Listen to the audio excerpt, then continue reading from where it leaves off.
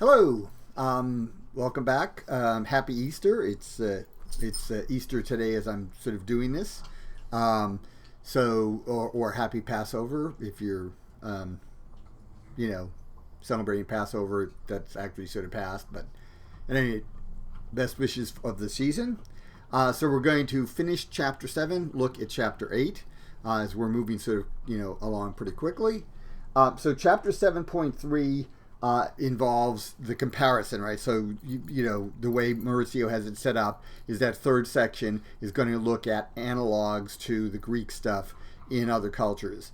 In this particular case, just like with the last chapter, we're looking at an Egyptian god, Thoth, who is generally shown as human in form, but he has an ibis head, right? That long-beaked bird as a head. Hermes and Thoth are very close together, so it is not surprising that the Greeks associated Hermes with Thoth. And in fact, the city in Egypt that was associated with Thoth, when the Greeks had more influence, they would refer to that as Hermopolis, the city of Hermes. So it's not really surprising. Now, they're both connected with language. They're both connected with the underworld. Thoth tends to be more of a legal figure than Hermes. So he tends to be more like a divine lawyer or advocate. He's the one who sort of is involved in the judgment in the underworld for the Egyptians. So that's something that Hermes is not really connected with, but these are fairly close together as far as like their pictures. Thoth is not so much a trickster, but I don't know the trickster figures are that big in Egyptian myth. The one thing here, and it may have actually occurred in 7.1, is the selection from Phaedrus, which is a Platonic dialogue where Socrates credits Thoth with creating writing, which he claims it actually hurts the mind. In other words, the mind, which has to rely on memory because it has no written thing to fall back on, atrophies if you in fact can just look it up. And to some extent, I mean, I get the argument. There was a time when I was in graduate school and some other places where I heard people make the statement, like, I don't need to learn that anymore because I can always look it up. What I need to know is where to find it. So in other words, I need to know, where I can look it up quickly. But the thing is, you don't want to have to keep on looking stuff up. And there is something to be said for, like, having stuff in your brain. It helps to build your brain architecture and all that. So I get Socrates' point, but still, literacy is key. Without literacy, we would not have any real ancient Greek literature. I mean, presumably there was some oral stuff that went on in Greece before the Indo-Europeans. We don't have any of it. We don't have anything, really before about 1400 in the Greek world, because that's where the Homeric stuff goes back to. But that means we have a big gap. Why? Because we don't actually have any written documents. We don't have anything we can actually sort of rely on. And after a time, oral stories will fade, right? People will stop telling them, and then they're gone. Okay, moving on to the rest of chapter 4, we get this discussion of the figure of Hermaphroditus in pre-Raphaelite art. So Hermaphroditus is a figure. He's the son of Hermes and Aphrodite. He's a handsome young man, of course, as befits the child of gods. There's a nymph of a water, like a warm water spring, named Salmachus. When Hermaphroditus walks into the spring, Salmachus so wants him that she merges with him, right? So once we get the idea of Hermaphroditus as a person with sexual organs of both genders. This figure was apparently quite the idée fixe for the pre-Raphaelites who were working in the second half of the 19th century in England. So this is Victorian England, right? Very proper, time. But apparently they have this fascination with the idea of gender. and what determines gender. And so Hermaphroditus, who's a figure who is definitely gender bending, becomes a real object of fascination. One of the works in there, one of the pieces in there, is a woodcut thing by Aubrey Beardsley of Hermaphroditus Among the Roses, which is very peculiar because the book that it appears in, right, this is a book illustration. The book it appears in is the Arthurian legend, and the picture has nothing to do with the legend. So it's a very strange illustration if you've got an illustration in a book that has nothing to do with the book. All right, we're going to move on to chapter 8. So chapter 8 deals with Apollo and Artemis. The literature works in the first part are Homeric hymn 3b to Apollo. Now, the reason that I say 3b and not just Homeric hymn 3 to Apollo is there are two hymns to Apollo which merged by the time that we actually have the stuff written down. They're considered one, and they're Homeric hymn number 3. But the first 200 lines of Homeric hymn number 3 deal with the figure of Apollo at his birth, so the birth of Apollo, and it has a clear ending. I mean, it like around line 190. There's clearly an ending to the song, right? To the hymn. I mean, you can tell it has all the features of an ending, not like just something in the middle. Also, 3b, the part that deals with Apollo and Delphi, is actually stylistically different. It feels different. They're not by the same author. They're clearly two separate poems. So this Maurizio only has the 3b part dealing with Apollo setting up his oracle at Delphi, because one of the things that Apollo was associated with is prophecy, and the oracle at Delphi was famous. So this is one of the longer hymns. It tells a story. The other piece is Homeric hymn number 27, which is to Artemis, and this is a more typical hymn the way we would think of it. It's basically, it talks about Artemis and Artemis's qualities. It does not tell a story. I mean, it's a nice little poem, but it is fairly short, and there's nothing surprising in the account. Now, the scholarship in chapter 8 is actually pretty important. And this deals with the idea of ritual as the key to myth. Now, there is a group, they were from the end of the 19th, but mainly in the early 20th century, called the Cambridge Ritualists. This was a group of classical scholars at Cambridge in England, and they believed that all myth, every single myth, had some ritual connection. So in other words, we don't know what the myth is. We don't know what the ritual is. We have the myth in many cases. In some cases, this clearly works. We know that Homeric hymn number 2 to Demeter looks like it could be the script for the Eleusinian Mysteries, or part of that, which is a ritual. So it's like, yeah, that is definitely something that's part of a service, a ritual service. But then there are other myths. It's like, really, that doesn't sound like it sounds like it's just the story. It doesn't sound like it would have any ritual connection. So they probably went overboard. But there are still some scholars who make the claim that any true myth, anything that we call myth proper, must have some ritual connection. Now, the big thing in this chapter, and the thing that will have the most ramifications, is the discussion of Arnold van Gennep's schema for ritual, and specifically for rituals of elevation. These are rituals where you go in, you undergo the ritual, and when you come out, you're a different person. So examples of that in modern society: marriage, right? Before the ceremony, you're single. Then you have the ceremony.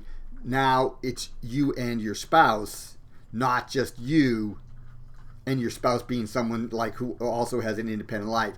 Your lives are somehow intertwined, right? It's changed how you react to the world in some way. And certainly for marriages that work, I think it definitely has to sort of be that way. If you're still leading your individual lives but you're technically married, it seems to me that you seem to have missed the point of what marriage is about. The other example would be going to the army, right? When you sign up, that's one thing. When you get to the camp where you're going to undergo basic training, boot camp, they shave your head, they do all sorts of other stuff, and then you undergo like 6 weeks of really intensive training. I mean, they really bust your butt. And then when you come out, you're a soldier. Now, even if you leave the service, you're still sort of going to be a soldier, right? That has had some effect on how you look at the world. And I've met some people who were in the military, and when they come out, I mean, that has affected them. It's it's not I'm not suggesting it's a bad thing, but it does sort of give you a particular perspective on the world. And then when you come out, you tend to view the world through that lens certainly more than you did before. Okay, so his schema for these rituals of elevation where you undergo some change is, the first part is that you are separated from your normal routine, your normal life. Sometimes this is simply like getting on the bus and going to boot camp, right? That's the separation. You're leaving your hometown, you're going to where the base is. Then the trial or ordeal is the actual experience. In the case of the Army, boot camp. And then the third part is reintegration, where you rejoin society, but now you're different because of that experience you had. And this is a handy way of looking at some myths, because there are a lot of myths where, in fact, most myth stories involve some sort of trial or ordeal, right? Then the nature of narrative is that there's conflict, so it's going to have that. So you've got your pre-life, and then you've got your afterlife. Think of Star Wars.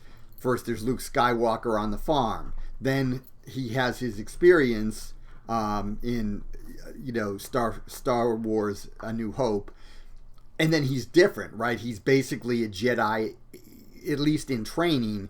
He's different than he had been. And certainly if we look at the three original Star Wars films, by the end of that, right, in 6, he is fully a Jedi, right? He's no longer the farm boy. He's different. Okay, so that, at any rate, that part, I think, definitely read that. I think it's important. And the author of this little piece talking about ritual says that ritual to explain myth works very well for some. It does not work for all myths. And I think that is an important thing that the Cambridge Ritualists didn't seem to get. The comparison section is a bit off. Maurizio, sometimes she set up this scheme where she's got the Greek stuff, then she's got scholarship, and then she's got comparison with some other stuff in the Mediterranean, and then she's got modern takes on myth. And because she's got that, she seems to have to I have to sort of follow that scheme. Well, it doesn't work very well with what she's got in part 3. So this looks at the figure of Artemis at Ephesus. Now, Ephesus is a town on the coast of Asia Minor, modern-day Turkey. Artemis at Ephesus is not the same exactly as Artemis in the rest of Greece. So in the Greek world, Artemis is generally depicted as a young woman. She's generally wearing either a short skirt or a long skirt that's tied up around her waist so that she can move. And she's got a bow and so forth. And she's a huntress. Artemis at Ephesus is something else. She's more like a mother goddess figure. And she may have some connections with the Syrian goddess Cybele. That might very well be what's going on with Artemis there. There's a picture of a cult statue of Artemis. We don't have the cult statue, but we have copies of it, so we know what the cult statue looked like. And Artemis has got either dozens of breasts, or they might be dozens of scrotal sacs that have been cut off, because Cybele, one of the deals with the worship of Cybele was that the priests of Cybele all were castrati. They had to be castrated. Don't know, but when you see the statue, it's like, this is bizarre, and she's much more sort of a nature goddess figure than just a huntress figure, where she is in the Greek world. Now, and that's fine. Talking about that part is fine. The work for comparison, though, I think it doesn't work. I'm glad it's in the book, but it doesn't really fit with what Maurizio wants to do. And this is a piece by a man named Xenophon called An Ephesian Tale. And this is an example of Greek romance. Now, the Romans did not have novels, right? Fiction novels. They had epic poems. It's all verse. What they had that was the equivalent of a novel, and this was fairly late, were called romances. And the reason they're called romances isn't so much about the love element, although the love element is there, but because they involve travel throughout the Roman world. So that's where the idea comes from. And they were actually so important that in some European cultures, the word for novel is not novel, like it is in English, but roman. Right? In German, it's that in French. I think it might be that in Spanish. So that's how important the romances actually were. This is popular literature in the Greek world, and we don't have a lot of it, so it's nice that we get a little taste of it here. The problem is, it's set at the festival of Artemis at Ephesus. That's fine. It spends almost no time talking about her. It talks about this young man who's stuck up and this young woman who's sort of stuck up. They meet each other. Initially, they hate one another. Of course, they're going to fall in love. Then they're going to get separated. Then they're going to travel around the Roman world trying to find each other. Then they're going to get back together, live happily ever after, right? That'll be the setup. That has nothing to do with Artemis. I mean, it takes place there. But, I've seen murder mysteries where there's a scene that takes place in St. Patrick's Cathedral. It doesn't really tell you anything about St. Patrick or about the Roman Catholic Church. It's just that happens to be a setting in the mystery as a whole. So again, I think it's a misstep here. But I'm glad the thing's in there because you do get a taste of what would have been popular literature in the Greco-Roman world. And then the modern stuff, the Nachleben here, are 3 modern poems on the story of Apollo and Daphne and of Artemis and Actaeon. So briefly, to tell the stories, Apollo is kidding with Cupid. Cupid has his little bow and arrow, right? This is imagine the cherub Cupid, little baby Cupid. You get a little bow and arrow. Apollo says, "Hey kid, you're going to hurt yourself with that thing. This is what a real bow and arrow looks like." Cupid then shoots him with an arrow of desire. He then shoots Daphne with an arrow of lead or something, which ends up causing her to despise. So it's an anti-love arrow. And he then goes chasing after her. She calls out to her father, who's a river god, and begs him to do something. And then she transforms into a tree, specifically the laurel tree. And the word Daphne in Greek means laurel. So basically, if we were going to really do this story correctly, you would have a girl named Laurel who turns into a laurel tree.